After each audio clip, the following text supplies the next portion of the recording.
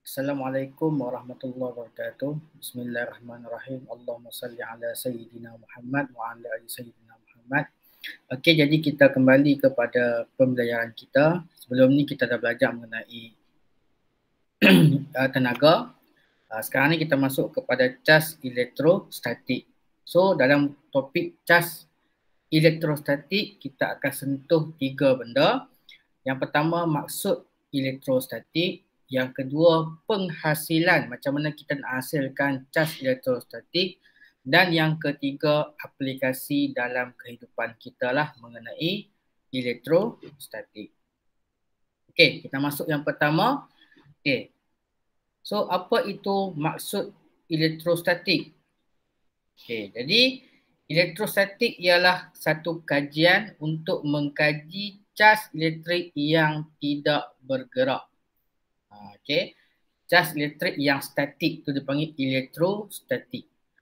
Jadi macam mana cas ini terhasil? Cas elektrik ini terhasil daripada geseran. Okey. So cikgu tak tahu kamu pernah alami ataupun tidak fenomena ini, di mana rambut akan tertarik kepada bahagian sikat apabila disikat. Bila kita sikat rambut, kan? Kadang-kadang rambut tu akan macam tertarik lah. Sebab apa? Sebab sikat itu digeserkan. Digeserkan dengan rambut. Ataupun yang ni cikgu rasa pernah kot. Pakaian nilon, baju kain nilon tu, yang licin tu macam baju batik, baju sekolah yang kain dah lembut tu. Bila kita gosok guna serika, bila kita nak tarik tu, dia akan macam tertarik kepada board tu, iron board tu. Kan? So macam mana benda ini boleh terjadi? Daripada elektrostatik lah. Okay. Kemudian cas elektrik dapat dihasilkan apabila dua bahan penebat yang berlainan jenis digosokkan bersama.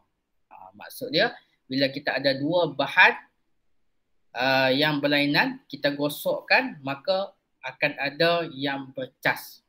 So, dalam elektrik ada dua cas, dua jenis cas. Yang pertama cas positif dan yang kedua cas negatif.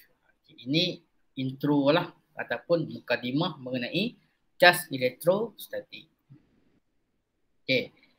Contoh yang ni lah fenomena tadi. Bila kita sikat, kita ambil sikat, kita gosok dekat rambut, kemudian kita letak dekat polisterin tu, dan dia akan tertarik.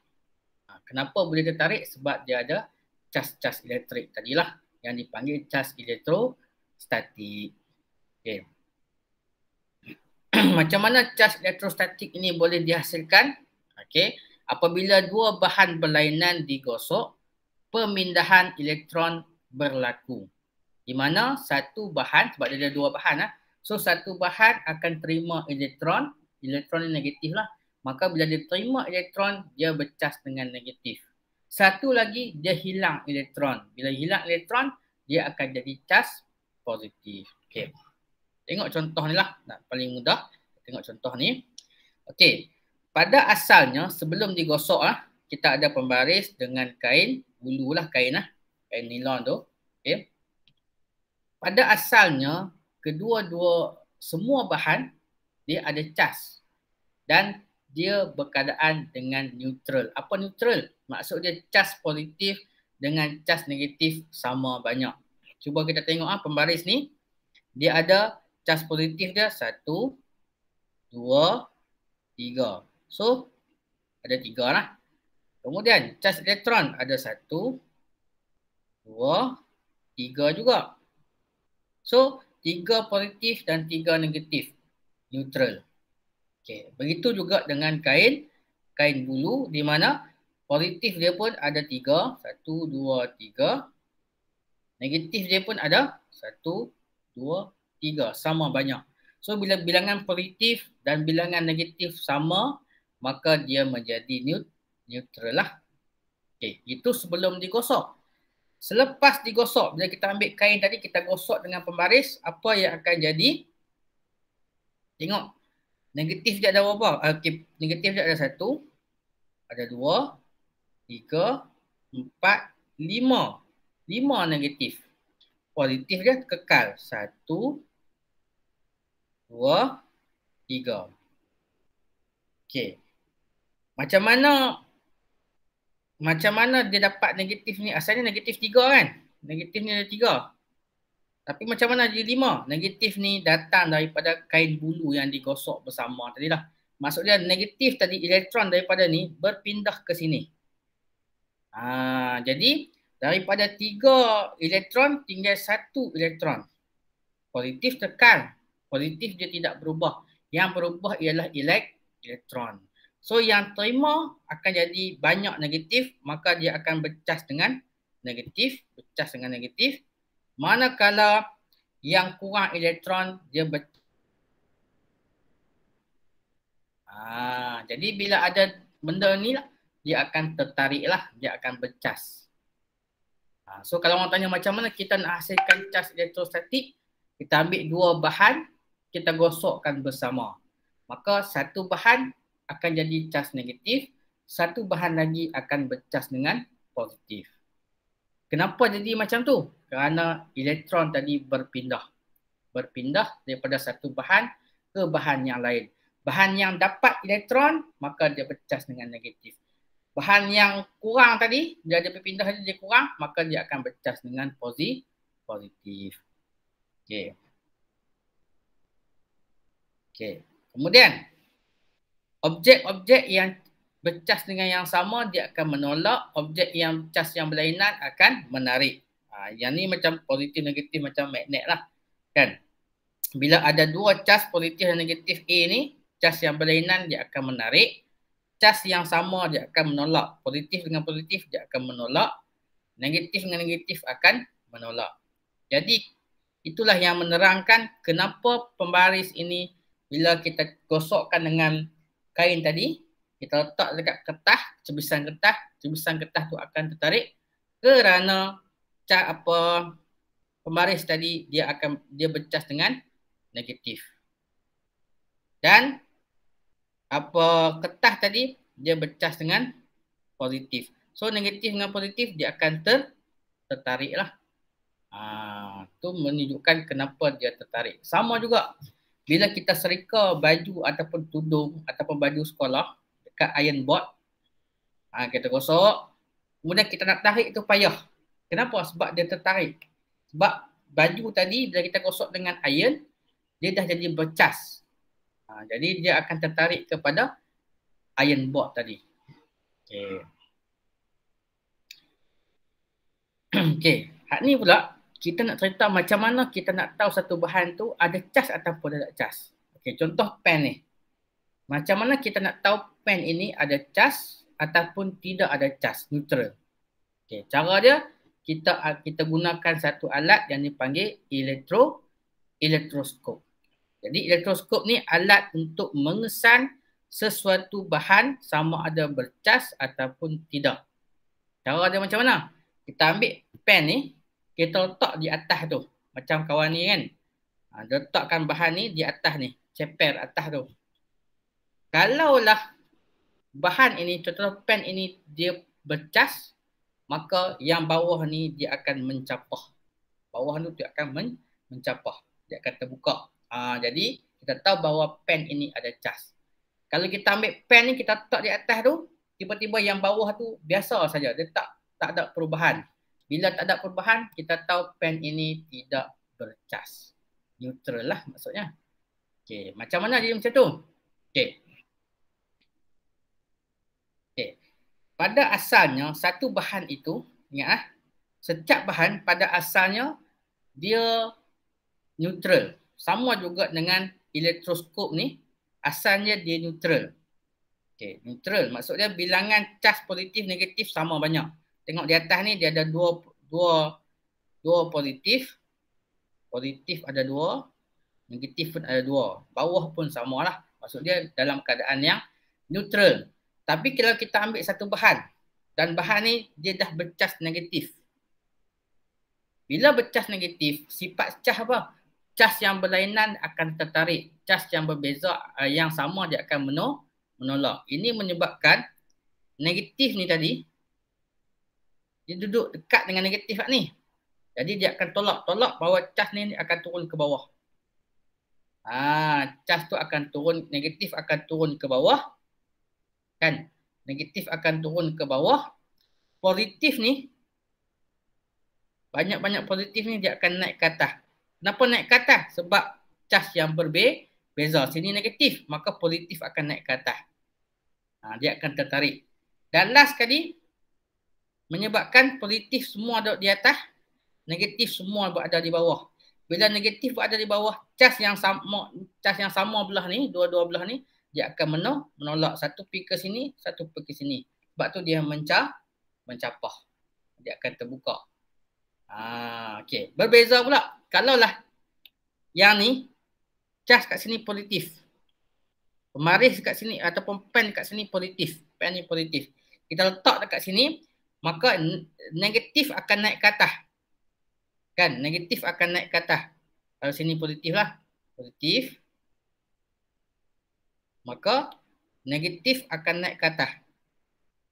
Negatif ni akan naik ke atas. Tinggal yang bawah ni semua positif. Semua dia akan jadi positif. Bila positif semua berada di bawah, maka cas yang sama dia akan menolak. Jadi dia akan terbuka juga. Okey. Itu maksud dia. Kalau kita nak tahu satu benda itu bercas ataupun tidak, kita gunakan elektroskop. Jadi kita letak kat situ. Kita tengok. Dia panggil ni keranjang emas. Dalam ni, tengok cikgu bulatkan itu keranjang emas. So kalau keranjang emas tu dia mencapah, maka kita tahu objek yang kita letak di atas itu ada cas. Sama ada positif ataupun negatif. Kalaulah pen ini neutral, kita letak kat situ, dia tidak berubah. Keranjang emas di bawah itu tidak berubah. Okey. Seterusnya yang terakhir ialah aplikasi. Aplikasi kilat lah. Kilat, kita tengok kilat. Kilat adalah aplikasi kepada fenomena elektrostatik. Di mana pada asalnya, okey, pada asalnya awan dia ada dua cas juga, dia ada positif, dia ada negatif. Dalam keadaan yang biasa, awan dia neutral, maksud dia bilangan cas positif dan bilangan cas negatif sama banyak, dia bertaburan lah. Contohnya macam ni. Okey, awan. Okey. So positif 1, 2, 3, 4, 5, 6. Okey, negatif ada 6. Macam tu. Dia bertaburan lah, sama banyak macam tu. Okey, bila angin kuat, kan bila nak hujan ataupun kilat, angin kuat. Bila angin kuat, awan-awan ni dia akan bergeser. Dia akan bergerak, dia akan bergeser sama-sama dia. Jadi bila awan bergeser sama-sama dia, apa yang akan jadi? Dia akan jadi macam ni. Gambar di bawah ni. Di mana positif akan berada di atas, negatif akan berada di bawah awan. Ni. Positif akan berada di atas, negatif akan berada di bawah. Dia akan jadi macam tu bila bergeser dengan awan-awan yang lain. Okey, sementara itu di bumi kita ada cas positif dan negatif jugalah di bumi. Tapi yang positif tu akan berada di atas. Jadi bila negatif ni dengan positif, cas yang berbeza dia akan tertarik. Sebab itulah dia akan ada aliran elektrik yang dipanggil kilat ni tadi. Dia akan sambang lah. Sebab apa? Sebab cas negatif duduk di bawah ni. Cas positif duduk di atas. Jadi cas yang berbeza dia akan tertarik. Bila tertarik, itulah yang mewujudkan kilat tu. Dan sebab itulah kilat ni ialah elektrik. Dan elektrik ni dengan kuasa yang sangat tinggi. Jadi risiko dia ialah objek-objek yang tinggilah dekat kawasan lapang memang dia akan jadi sasaran kepada kilat tu. Jadi sebab itulah bila kita hujan dengan nak kilat, kita jangan bermain di padang. Sebab padang ni kawasan lapang, so kita berdiri dekat situ, kita lah yang paling tinggi. So badan kita memang ada cas positif, memang ada cas negatif. Okey, jadi Bila negatif dekat awal tu, dia akan detect kita ni ada charge positif, maka dia akan sambak kita lah. Okay. Kemudian, kita tengok di bahagian bangunan ni, okay, bangunan memang tinggi lah. Menara. Dan kalau kita perasan, dekat menara ataupun bangunan tu, dia ada satu tiang. Tiang di atas tu, puncak tu. Okay, tiang itu, dia jadi konduktor lah. Konduktor. Untuk menghalang daripada kilat ini sambak kepada bangunan ni tadi. So, kilat tadi akan sambak kepada konduktor ni. Konduktor ni akan bawa elektrik itu ke bumi untuk dinyahkan. Untuk jadi neutral. Jadi, bangunan ini tidak rosak. Kalau tidak, sebab kuasa elektrik yang ada pada kilat tu memang voltan dia sangat tinggi.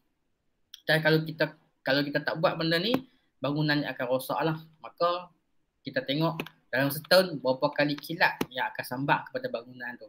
Kalau setiap kali kilat habis, maka jenuhlah kita nak buat bangunan baru kan. Maka engineer dah kaji dah benda ni. Maka sebab itulah kamu tengok dekat bangunan yang tinggi-tinggi dia ada satu tiang lah. Satu dawai, satu tiang yang tinggi macam puncak dia tu. Itu untuk kilat punya aliran. Supaya dia akan dibumikan. Jadi dia tak rosak lah. Dia tak rosak. Okay. Jadi itu sahaja pembelajaran kita pada hari ini. Semoga kamu dapat fahamlah penerangan cikgu. Okay. Assalamualaikum warahmatullahi wabarakatuh.